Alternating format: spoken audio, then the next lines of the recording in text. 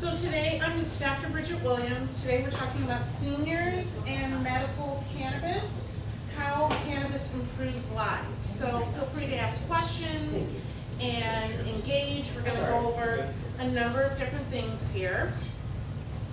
Just starting, I've been a physician, originally family physician for nearly 20 years. Our focus has been education since we've opened.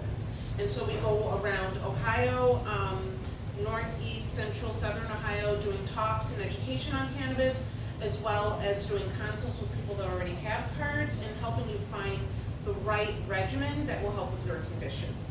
So I'm also faculty at the Cleveland School of Cannabis, where we're teaching classes as well and educating people to become more part of the industry on different levels. And that's kind of where we are. So this is our office in Pickerington, where we do life and wellness coaching as well as giving talks in our office as well. And we recently opened an office in Broadview Heights, just outside of Cleveland. So a quote from Carl Ketch from the Seattle Medical Marijuana Association: "A mature demographic are not punk kids. About half of the people coming into our shop are seniors. It's a place where your mother or grandmother can come in and feel safe." And that was really our philosophy with opening our office. We wanted it a place where it wasn't about kind of the hype or the stigma that has kind of held back cannabis in the past, but a place where it was more medicinally focused and switching over the ideas where marijuana was the focus word, and now we really say cannabis instead, which is the more scientific term and kind of gives cannabis the respect that it deserves. So what is cannabis? A lot of people are confused when I use the word cannabis and mix in the word hemp, and then you start saying indica and sativa, and sometimes you lose people along the way. So cannabis is really 4 different plants. Hemp is one that, when we talk about most of the CBD products, CBD comes from the hemp plant. It's more highly concentrated in CBD with a very low amount of THC, where the other 3 plants tend to be a little bit lower in the CBD, but have more THC. And those are the plants that they actually will have in different forms at the dispensary.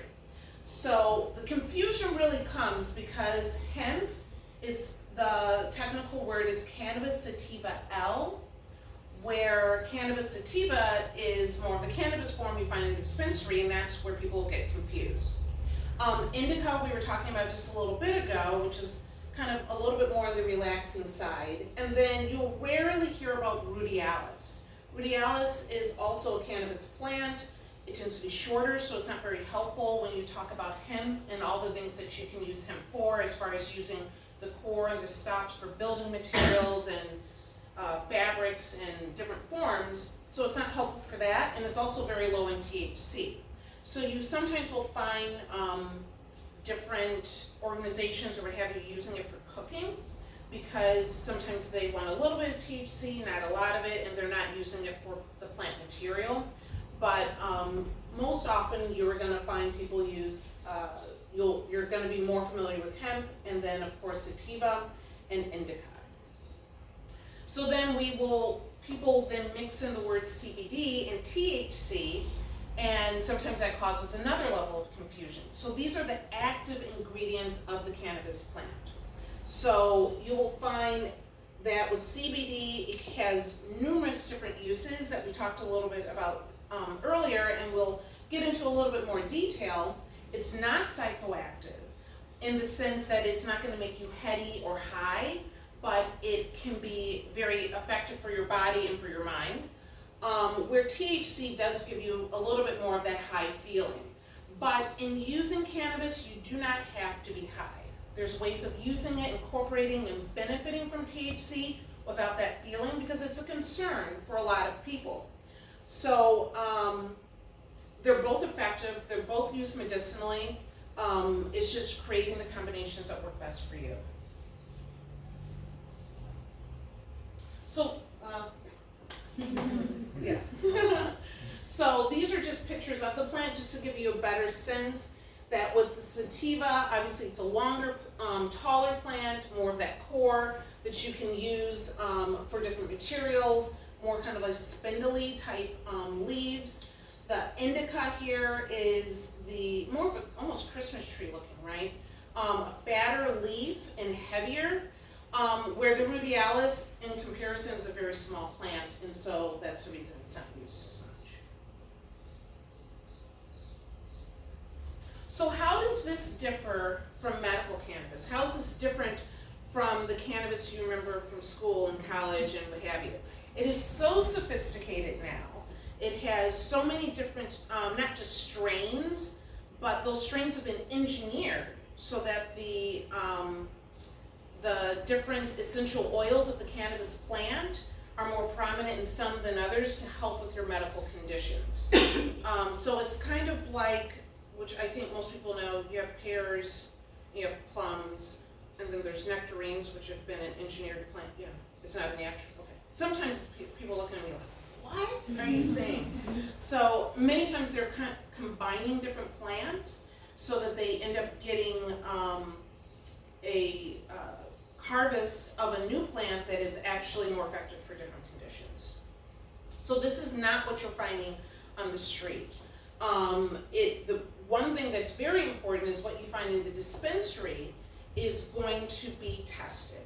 It's going to be majority of the time organic, and it's not going to be laced with things. There's been a lot in the news most recently about different forms or cartridges or things that people are making on the street that can be harmful for you. So even though right now in dispensary things are fairly expensive, there's a safety factor in this as well. And even when we're talking about using CBD, everything has to be tested. So you want to make sure that you're using things that have a good testing profile and that people understand that what you're looking for is the highest quality materials. And they do a great job of doing that here. So again, it's not always about the high feeling, but how can this help you? And how it helps is with the endocannabinoid system. So this has been there. We act like it's a brand new thing, but it has been a part of mammals since the beginning of time. It's just the 1990s that we became aware of it. So if you consider that, that's a very short period of time. But in that period of time, there's been a fair amount of research, and there continues to be research that helps us understand that there are different receptors that our body connects to as far as where cannabis is involved and being able to really put your life back into balance. So when people are trying to figure out how can this help me, any way that you might be out of balance in very general terms, cannabis has that ability, CBD has that ability to kind of put you back into balance. The one thing I think is very important, we were saying earlier that there's CB1 receptors and that's more in the brain, and CB2 is more in your peripheral system, but there are no receptors in your brainstem. And so when you're talking about opioids and overdose and death, this is not an issue for cannabis because there are no CB1 or CB2 receptors in the brainstem that would slow down your breathing that would lead to death. So this is, if nothing else, that's one of the number one reasons that it is so much safer than other alternatives. Okay, so I like to do this one. So again, what does the endocannabinoid system do? Let's take a look at this from 1987.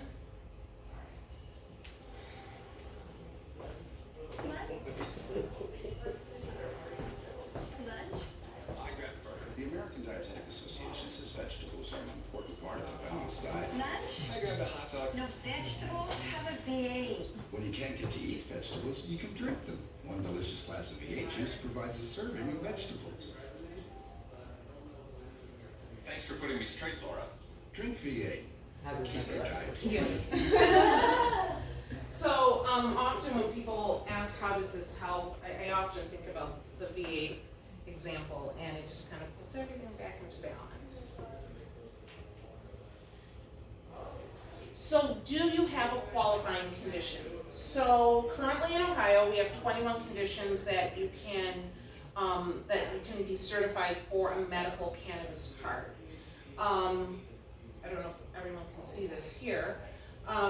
There were some options of new conditions that came up with anxiety, with autism, that currently have been kind of held back. There's one more vote that might happen in September, but it's kind of unlikely that they're going to be added to the list.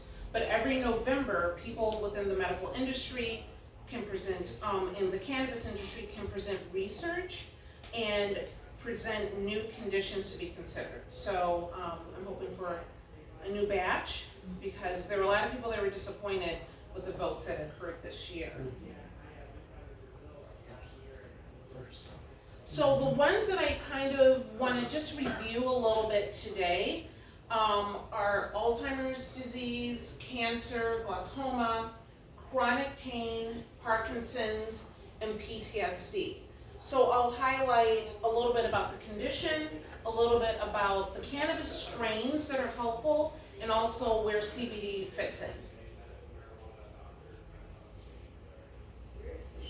So with cancer, the first thing to consider are some of the side effects or what you might experience with using cancer drugs, and nausea and vomiting, sleep issues can often occur. So the pharmaceutical industry made synthetic options. Many of you probably have heard of Marinol at some point, Susamet at some point, that synthetic THC to help with these conditions that people experience, or side effects that people can experience. However, the problem that really came is that when they compared it to cannabis, there were more side effects. People did not care for the feeling that they actually felt with the synthetic, and preferred the more natural feel that people experience with natural cannabis plant at that time. So over time, they've kind of fallen out of favor a little bit. I think the pharmaceutical industry kind of wants to have a little bit of a resurgence with them, but they were useful and kind of popular at one point, but they've kind of fallen to the wayside a bit. So pain that you might feel with cancer, they have found that cannabis helps particularly with the peripheral neuropathy that many people will experience with chemotherapy drugs. CBD is also helpful for that. I often say that CBD is the cornerstone of pain control when you're talking about the cannabis plant. This is where CBD and the other cannabinoids, I should say, that not only is it decreasing your pain, but it can also decrease inflammation, and the other cannabinoids add on to that significantly. THC is the icing on that cake, because THC will give you that feeling where you're actually less aware of your pain, and it's not that you're high. It is that it actually helps not make it at the forefront of your mind. And I'll talk a little bit more about that as well. Another aspect that has gotten a lot of research is that cannabis has been found to decrease cancer cell proliferation. So the research particularly was with colon cancer, breast cancer, and neuroblastoma. What they found is with CBD as well as THC, that cancer cells were actually, it stopped its ability to grow and proliferate. So when you are getting a cannabis card, it's not just for people that are actively in treatment for cancer, but people that have previously had cancer, because even if you are in remission, this will actually help stop cancer cells from developing.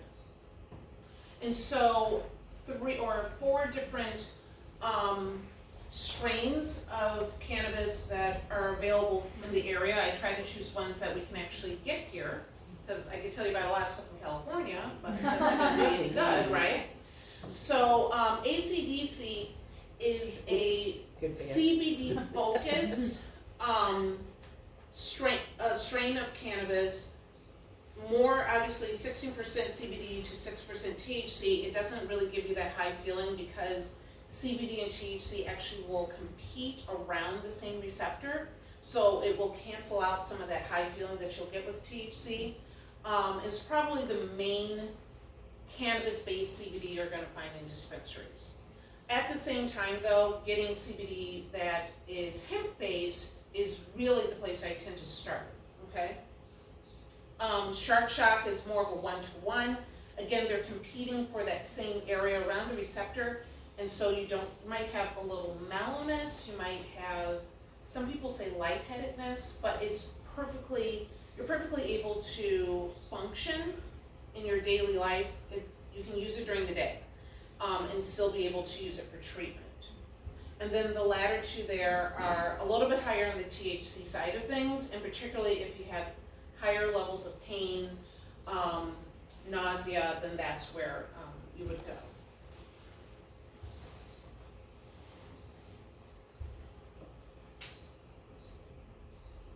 Okay, so with chronic pain, what we're talking about as far as being certified, you have to have pain that has been present for at least 3 months and has failed other forms of treatment.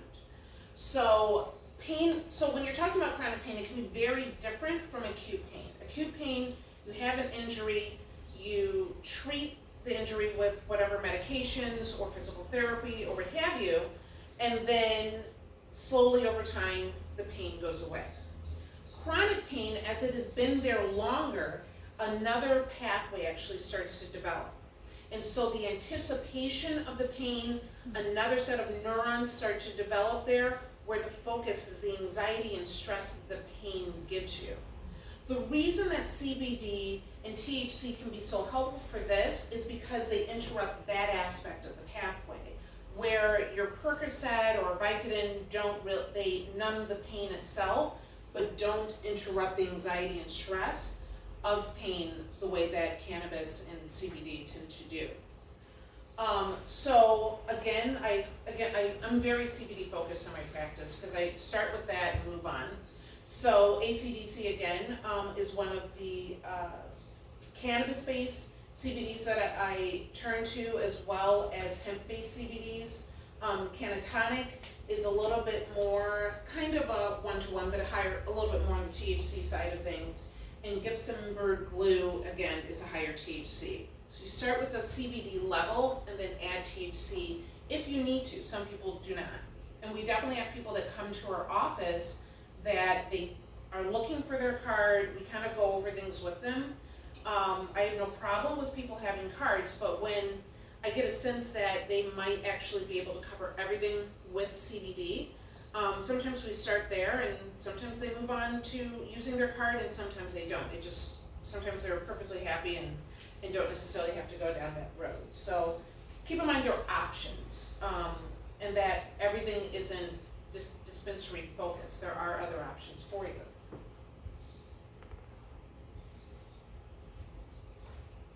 So the next section here is PTSD.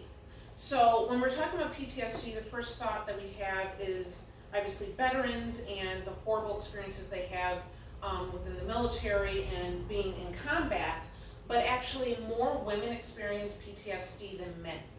And so we shouldn't ignore the everyday person that's walking down the street that might have some serious side effects or issues with triggers and sleep issues, and flashbacks may be different from someone that has had combat but is actually very disruptive to their life and their livelihood and their happiness.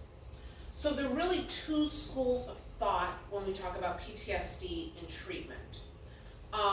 For some people, CBD is a great option for them. They use it regularly. They might use, let's say, an isolate during the day, decreasing anxiety, and more of a full spectrum at night to help with sleep. Other people, THC is an option, where they're having such intense triggers and flashbacks, they need a little bit of stronger relaxation, and for that to occur a little bit quicker. However, people that have had really traumatic experiences, that THC can actually bring more of a paranoia and actually exacerbate the PTSD experience. So we highly encourage our patients that have PTSD to not expect cannabis to be the only form of treatment for them, we actually work with a trauma therapist because cannabis alone is not going to treat this. CBD alone is not going to treat this. We definitely have patients that have done the therapy and done a lot of great work, and so they're adding this into their regimen. But for our patients that have not had that possibility yet, we really want them to work with the trauma therapist first, and then when they're ready, we bring them on back. So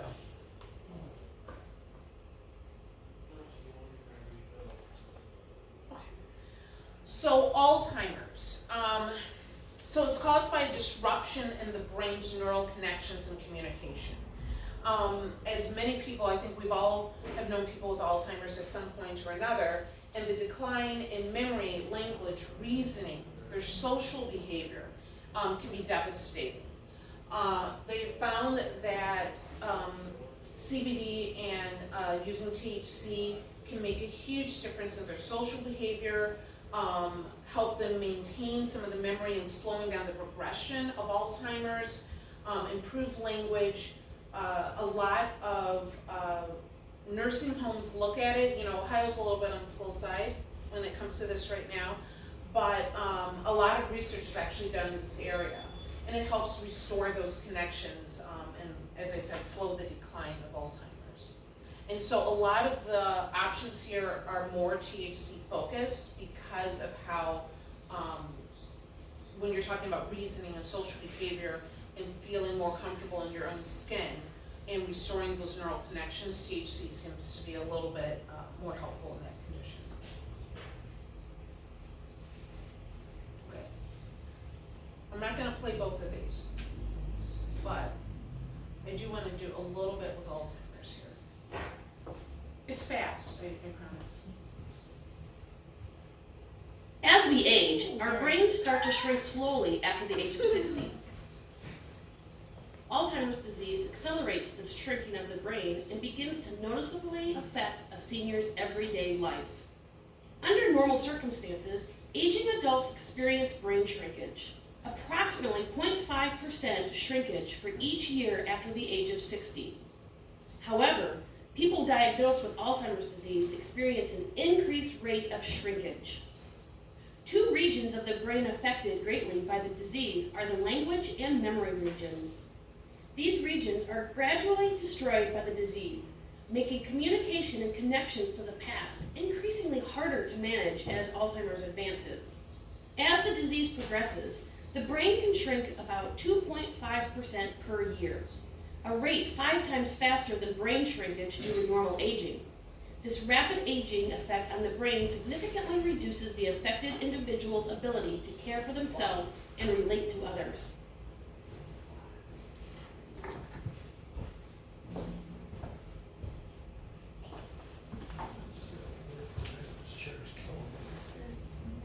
So with Parkinson's, and we actually have a number of Parkinson's patients that we're working with right now, it's a decrease in the dopamine production leading to neurodegeneration. And so a lot of when we think about Parkinson's, we think about the tremor, the rigidity that they're experiencing, but also there's pain that's involved, particularly when it comes to that rigidity, the sleep, and the psychiatric symptoms.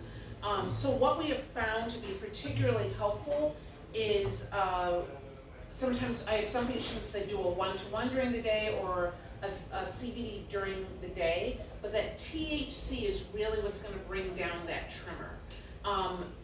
Using a full spectrum at night with a little bit of THC will help bring down the tremor as well as helping with that sleep. So there's conflicting research when it comes to this, so it has been a little bit more difficult, but I've actually had some really great success with patients that I'm very proud of, and we've also found that using a vaporizer, which I haven't really gotten into that, having a little bit more of a quick response is actually extremely helpful as well. And it kind of divides there where, based on the terpenes, the essential oils of the cannabis plant, how one strain might be more helpful for the condition than the other.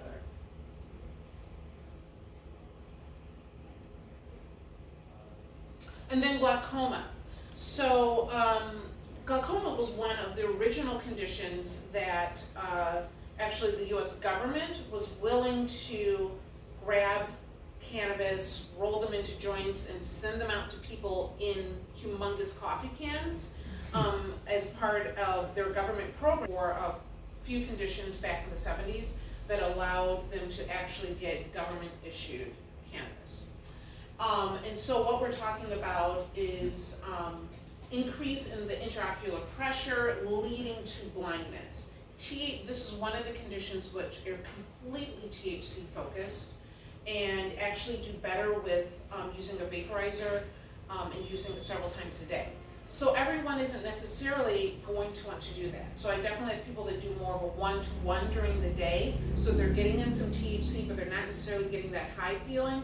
They use a little bit more of the THC at night. And then I definitely have patients that are not interested in vaporizers, and so they will actually use more of an edible or oil. So it doesn't only have to be done one way. There are definitely other options for you, but slowing down that progression, decreasing that pressure is key to maintaining your sight. So who is the cannabis user?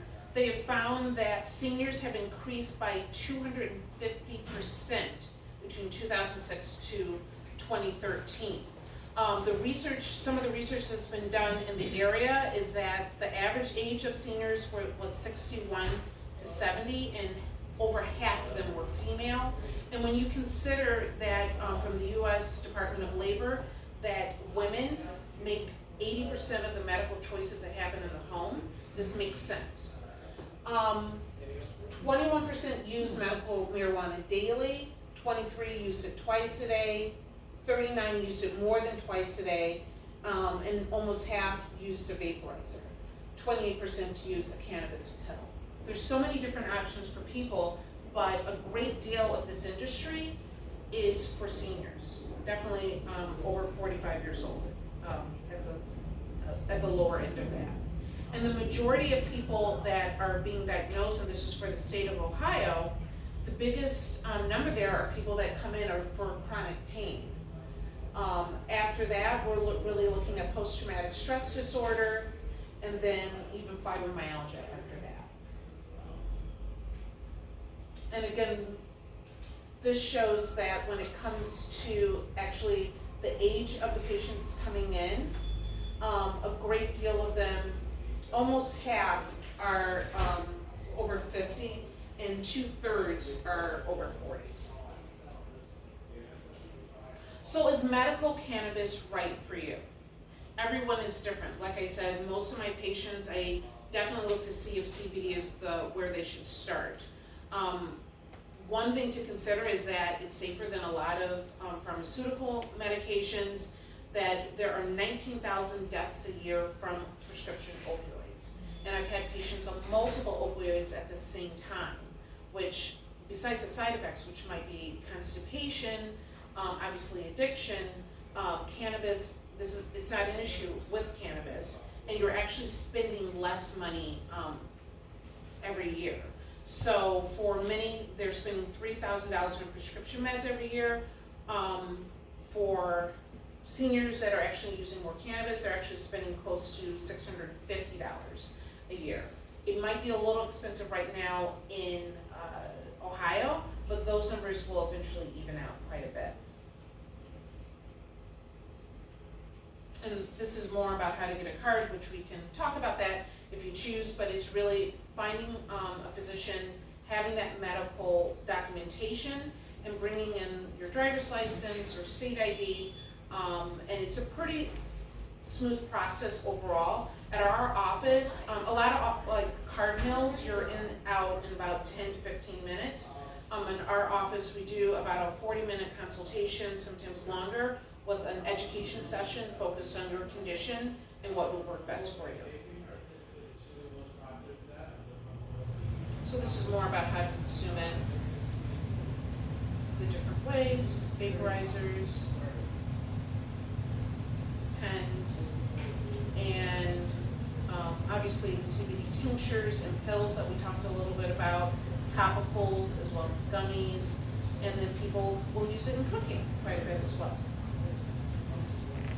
And so my medical recommendation is to really look at where you are. look at your medical condition and really weighing the pros and cons of the side effects, how well you're doing with it, and if making a new choice is, if you're open to doing that. Like I said, starting with the CBD is typically my preference because sometimes that's all the person needs, but there's no harm in actually trying to approach and taking control of your medical condition and taking control of that treatment. So today, someone died from crystal meth, from heroin, from cocaine, from alcohol, someone died from tobacco, someone died from pharmaceuticals today. However, today, cannabis gave someone their life back. So it's a safe and effective and possibly an option for you.